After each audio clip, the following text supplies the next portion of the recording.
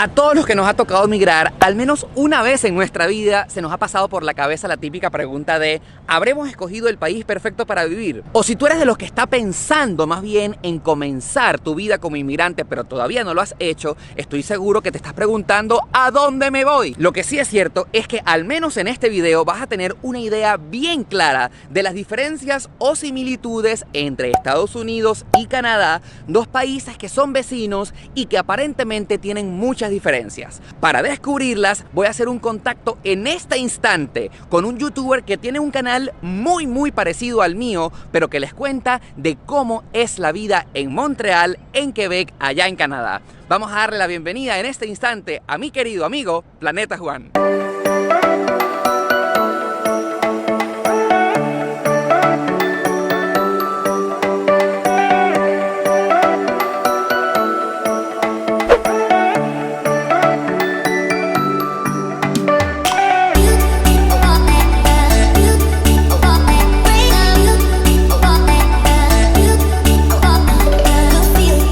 Y ya mismo vamos a establecer este contacto que les mencioné con mi amigo Planeta Juan, que se encuentra en vivo y en directo desde Montreal, Canadá. Planeta Juan, ¿cómo te digo, hermano? Bienvenido a este nuevo video. Hola Oscar, muchas gracias por invitarme. Un saludo muy cordial hasta Miami desde aquí, Canadá, Montreal, saludándote. Mira, antes de comenzar a desglosar estas diferencias entre Estados Unidos y Canadá, yo quiero que la gente conozca un poquito de ti. ¿De dónde eres tú? Noto un poco de acento paisa, acento colombiano. Diría a la gente, ¿dónde eres tú?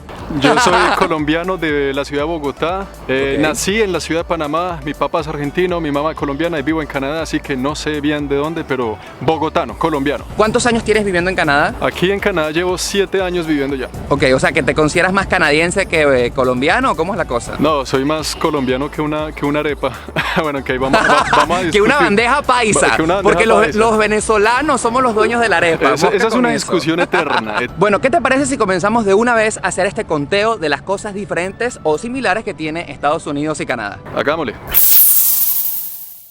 ¿Podemos encontrar personas que hablan español? ¿Es muy fácil o difícil adaptarse al idioma? Te puedo hablar por la provincia francesa de Canadá. Sabes que Canadá está inglés y francés. En todo Canadá hay mucho latino y mucho hispanoparlante, pero yo considero que sobre todo en Montreal, que estamos en la provincia de Quebec, donde se habla francés, hay mucha influencia hispana, sea porque también el francés y el español somos lenguas muy hermanas. Pero yo estudié un poquito de francés y créeme que es difícil. Algo así. Es difícil, hay que practicar bastante, pero se logra. ¿Y podemos encontrar personas que hablen español o no? Sí, mira, y sobre todo lo que más me ha causado curiosidad es que hay muchos quebecos, o sea, muchos canadienses francófonos que dominan muy bien el español. Entonces, mira, me ha parecido chévere, lo hace a uno como que sentir un poquito en la casa.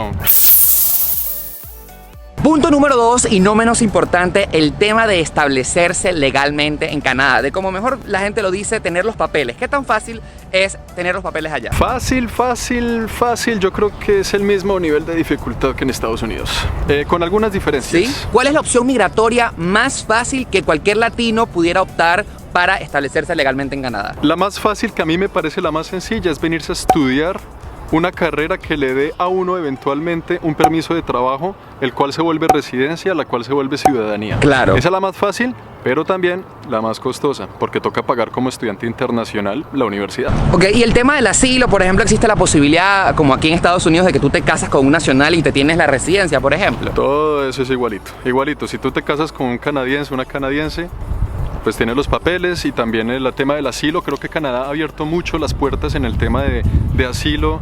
Ahora, hablabas de algo muy importante, el tema monetario, de cuánto estamos hablando para pagar una visa, para pedir un asilo, para casarse con alguien y tener la residencia.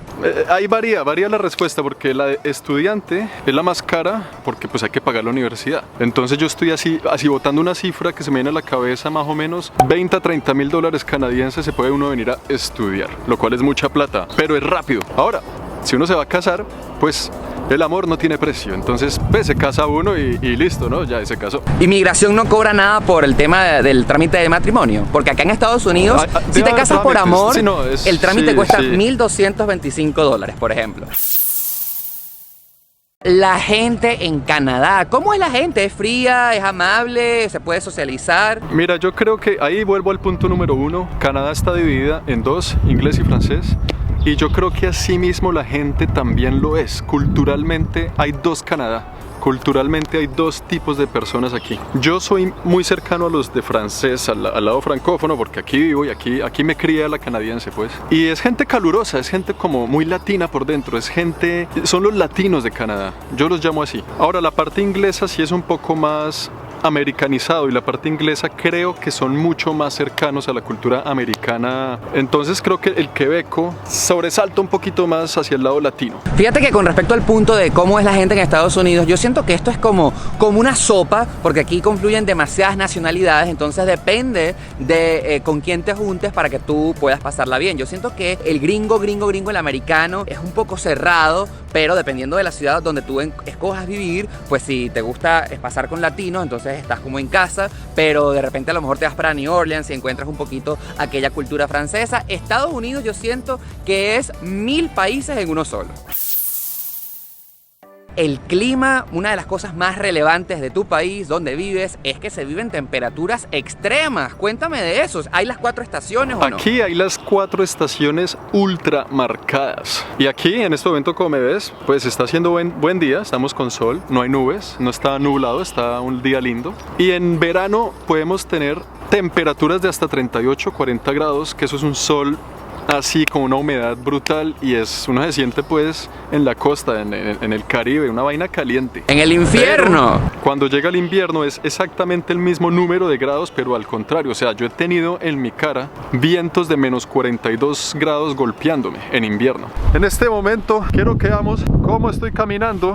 Se me meten los pies en la nieve. Esto es una vaina completamente salvaje. Aquí podemos pasar de menos 20 a 0 de un día para otro. El tema de las estaciones a mí me parece que tiene su magia, tiene su encanto, porque es como pasar de un país a otro. En este momento todo está verde, y hace 2 meses todo esto era hielo, todo esto era blanco. Entonces es como si uno cambiara de país. Me parece una dinámica chévere. A mí me ha parecido bien interesante. Bueno, con respecto a lo que me toca decir a mí, con respecto a Miami, que es donde me encuentro en este momento, las temperaturas tampoco varían mucho. Uno siente el cambio de estación más o menos en diciembre o a enero, que llega el invierno, y la menor temperatura que puedes sentir en Miami es 10 grados centígrados, 6 grados centígrados, y sientes que te estás congelando. Pero en el resto del año, pues esto es un calor que ni te digo. Aquí no sé si me ven, pero estoy hasta sudando un poquito.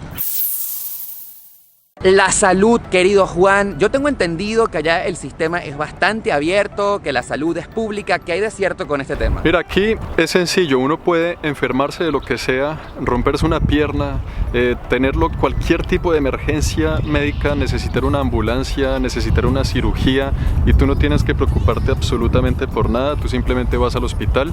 Todos tenemos un documento que es, así como la licencia de conducción, es la carte maladie, o sea, la licencia del médico, digámoslo así, y es como la tarjeta del hospital.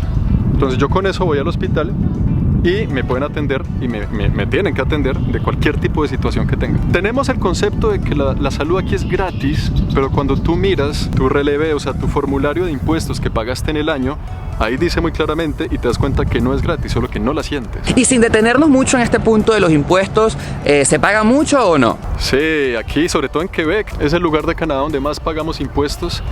Y no sé si darte el porcentaje, porque de pronto te desmayas cuando te digo qué porcentaje. No, lo quiero saber ya mismo. Más o menos a mí me toca pagar un 38% de mi salario en impuestos. Bueno, acá en Estados Unidos la salud es completamente privada. Tú, si no tienes un seguro médico, no vas a ser atendido. O bueno, sí, si te pasa alguna emergencia, nunca te van a dejar morir. Cuando te llega la cuenta a tu casa, te puedes morir por la cuenta, no por lo que realmente te pasó médicamente hablando. Claro, existen métodos de pago, pero te van a hacer sentir siempre de que siempre vas a pagar. Siguiente punto, querido Juan, vamos a hablar de la educación, pero yo quiero dividir este tema en dos, en el tema de la educación primaria hasta bachillerato y el tema de la educación universitaria. Vamos a comenzar. ¿Cómo es la educación primaria hasta high school, bachillerato en Canadá? ¿Es gratis o es privada? Es exactamente igual que la salud.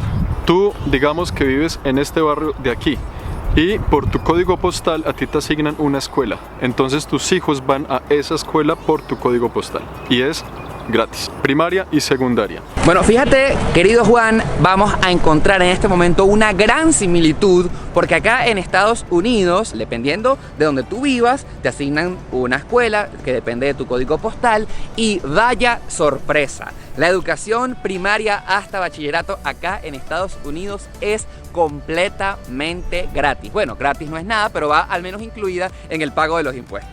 Ahora, vamos a hablar de la educación universitaria. ¿Hay universidades privadas en Canadá? Hay universidades privadas y hay universidades públicas. Te voy a hablar de precios de una. Por ejemplo, yo hice un posgrado, o sea, lo que llamaríamos una especialización o maestría, un posgrado. A mí como canadiense, el posgrado completo me salió en $3,000 canadienses, que eso vendría siendo $2,500 americanos más o menos.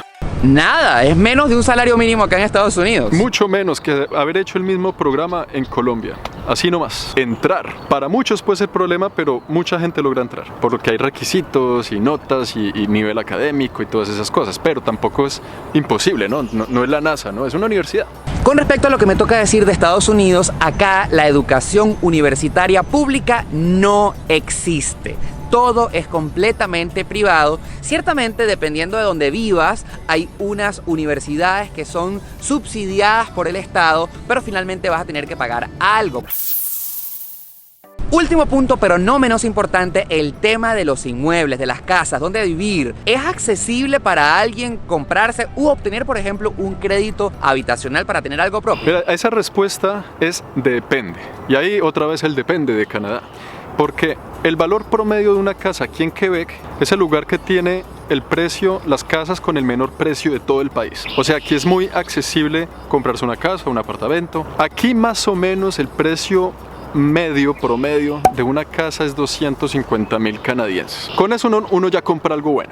Bueno, realmente bueno, que tú dices, wow, me encanta esta casa. Ahí otra vez depende. Si compras una casa dentro de la ciudad como tal, o sea, downtown y barrios cercanos al downtown, no creo que con 250,000 te puedes comprar un apartamento de 2 alcobas, que también está muy bueno, porque estamos hablando de algo muy cerca al centro. Con 250,000 se compra uno una casa, pues, más a las afueritas, con la casa típica del sueño americano, ¿no? Claro, pero estamos hablando de una cifra que para cualquiera de los que están viendo este video puede resultar exorbitante. Para eso probablemente necesitemos un crédito de un banco. ¿Es fácil tener un crédito? Claro que sí, es fácil, y sobre todo si uno tiene un trabajo que uno ya puede demostrar 1 o 2 años que ha tenido ese trabajo estable. Los créditos hipotecarios los dan fácil. Las tasas son muy interesantes también. Sobre todo el down payment, que es con lo que uno separa la casa. Creo que es igual que en Estados Unidos, pero entre 5 y 10% del valor de la casa es lo que se debe poner para llevarse la casa. Bueno, como me están viendo, estoy asintiendo acá en Estados Unidos obtener un crédito habitacional, o mejor, como lo conocen acá, un mortgage, realmente para alguien que tenga buen crédito y que tenga un estatus migratorio estable del país. Ciertamente piden como una inicial del 5% del valor de la casa, lo cual para la mayoría de las personas es bastante probable de que te otorguen el crédito. Pero hablando del precio, acá, por ejemplo, en Miami, es una ciudad muy costosa. Los precios para vivir son por las nubes, y estamos hablando de que una casa de 250 o 300,000 dólares es una casa realmente promedio, en una zona que no es tan buena. Acá, créanme, algo medianamente decente supera los 500,000 dólares. Claro, pero yo estoy hablando de Miami, que por todos es conocido que es una ciudad extremadamente costosa. Juan, no quiero despedirte sin que antes me recuerdes cuáles son tus redes sociales y cómo la gente puede ubicarte en YouTube. Es fácil, Planeta Juan, Instagram, Planeta Juan, YouTube, y listo, eso es. Querido Juan, nos vemos en YouTube. Muchísimas gracias por aceptar la invitación. Listo, Oscar, vale, muchas gracias, y de pronto nos vemos en Miami. Si te ha parecido interesante este video, por favor tienes que darle me gusta allí con la manito en la parte de abajo. Por favor, si no lo has hecho, tienes que suscribirte ya mismo a mi canal de YouTube en el botón rojo que estás viendo. Y por supuesto, tienes que seguirme ya mismo en mi Instagram y mi Twitter. Puedes encontrarme como @eloscarales.